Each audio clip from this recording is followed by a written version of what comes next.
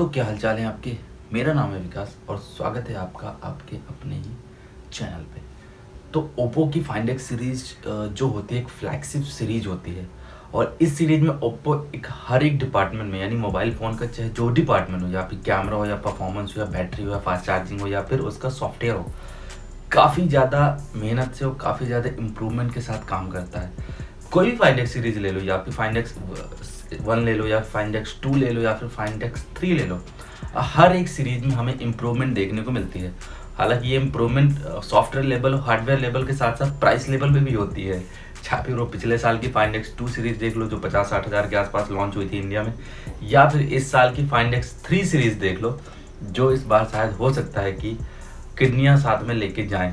हालांकि ये कंफर्म नहीं है कि फाइंड एक्स 3 सीरीज इंडिया में आएगी या नहीं आएगी, लेकिन जहाँ तक मुझे अंदाज़ा है या फिर सोर्स पता चले, वीवो की X50 सीरीज आई थी, X60 सीरीज भी आने वाली है, तो फाइंड एक्स 3 सीरीज ज़रूर आएगी।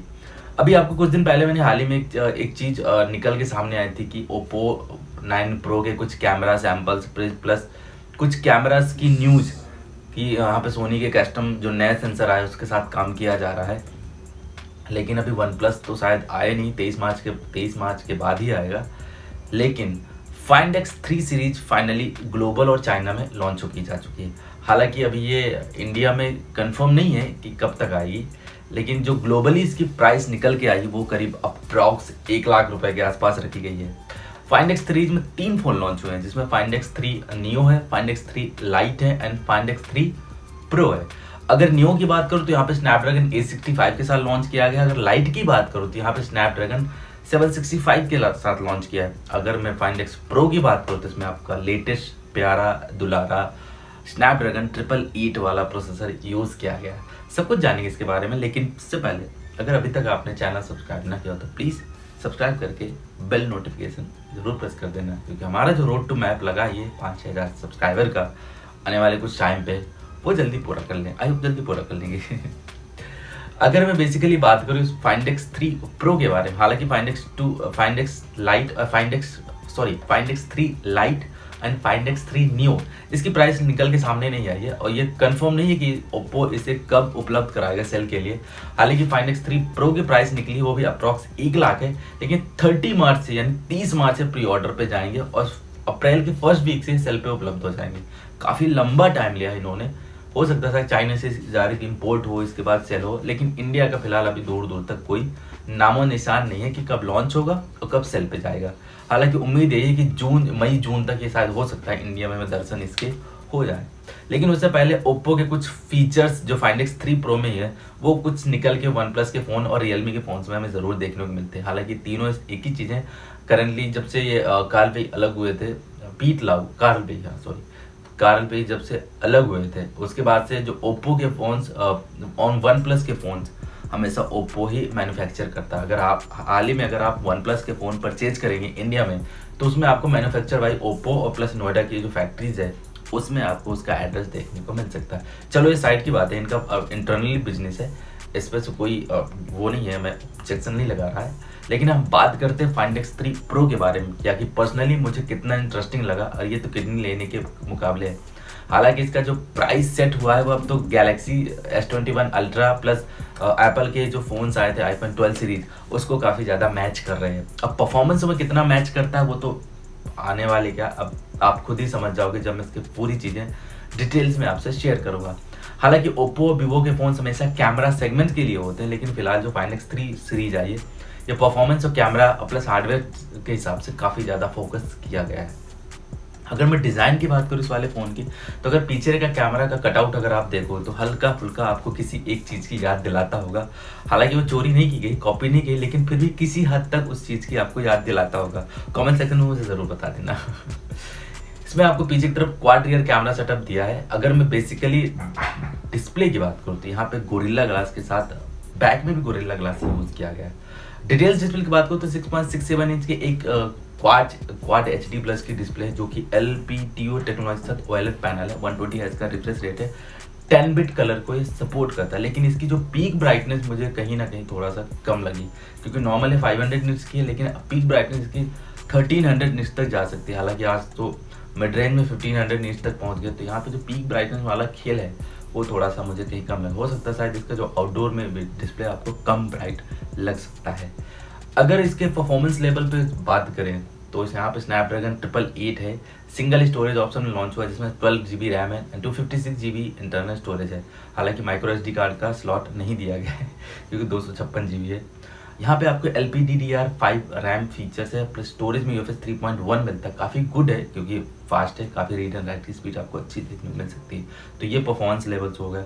अब अगर बात करें इसका जो सबसे मोस्ट हाईलाइटेड पार्ट था वो है इसका कैमरा डिपार्टमेंट।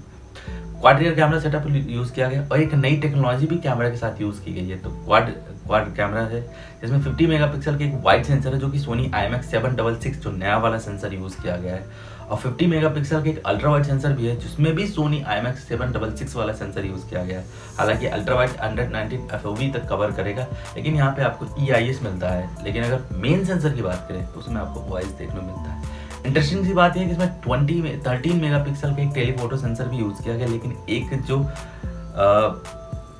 अब आने वाले ट्रेंड भी बन सकता है जहाँ तक मेरा मानना है, 3 मेगापिक्सल के एक माइक्रो सेंसर यूज़ किया गया है।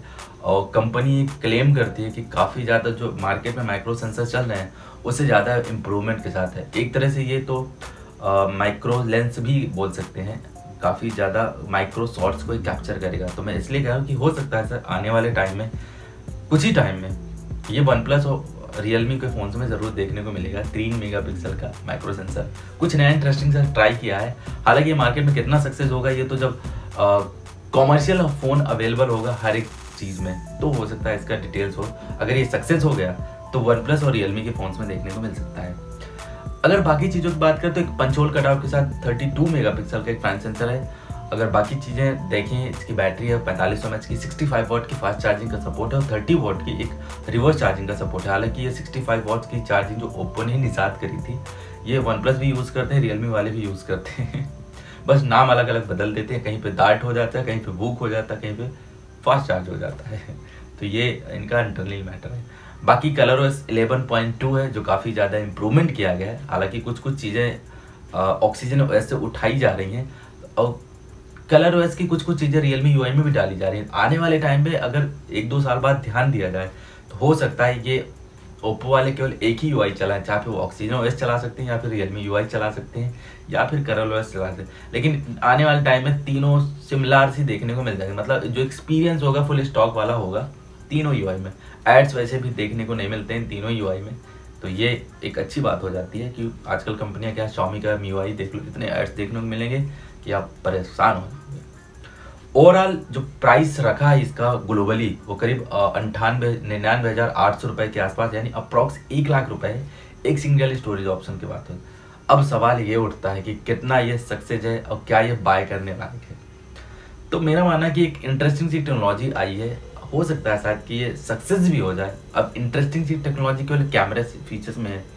हालांकि ये कहीं ना कहीं जो कैमरा सपोर्ट या कैमरा फीचर्स दिए गए हैं वो कहीं ना कहीं आईफोन की तरफ इशारा करते हैं, क्योंकि उनके जो पीछे के कैमरेज होते हैं सेम मेगापिक्सल के होते हैं, उनमें कोई फ़र्क नहीं होता कि कौन ज़्यादा है कौन कम है। उनका हिसाब किताब होता है कि भाई आप तीनों बराबर हो, तीनों का काम आपका अलग अलग होगा, लेकिन आपकी गारंटी है कि आपको फोटोज़ अच्छी कैप्चर करनी है। सेम यहाँ पे भी है कि 50 मेगापिक्सल का अल्ट्रा वाइड है, 50 मेगापिक्सल का एक मेन सेंसर है और बाकी 13 मेगापिक्सल का टेलीफोटो, 3 मेगापिक्सल का एक इंटरेस्टिंग सा माइक्रो सेंसर लगा दिया गया।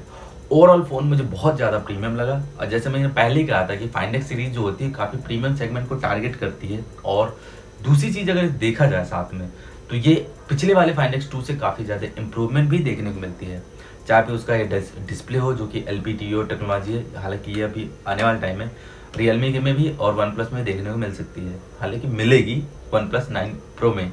तो देखा ये जाए कि क्या आने वाला जो OnePlus 9 Pro इंडिया और ग्लोबली जाएगा वो क्या कहीं कितना सिमिलर होगा फाइंड एक्स 3 Pro के साथ, और क्या प्राइस सेगमेंट को दोनों आपस में मैच करेंगे या फिर अपना जो OnePlus का जो पहले से सिद्धांत था 30 से 50 के बीच में उसी के साथ ही लॉन्च होगा। देखते हैं अब ये जब OnePlus 9 Pro आएगा मार्केट में तब पता चलेगा कि कितना दम किस में है और कितना कौन कितने पानी में है।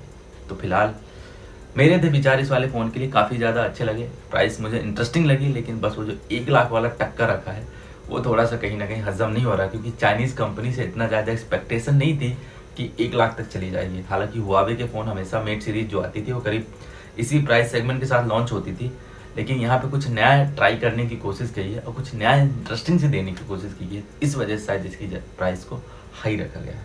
तो बस इतना सा था इस वाली वीडियो में। होपफुली आपको वीडियो पसंद आए, थोड़ा बहुत आपको इन्फॉर्मेटिव लगे।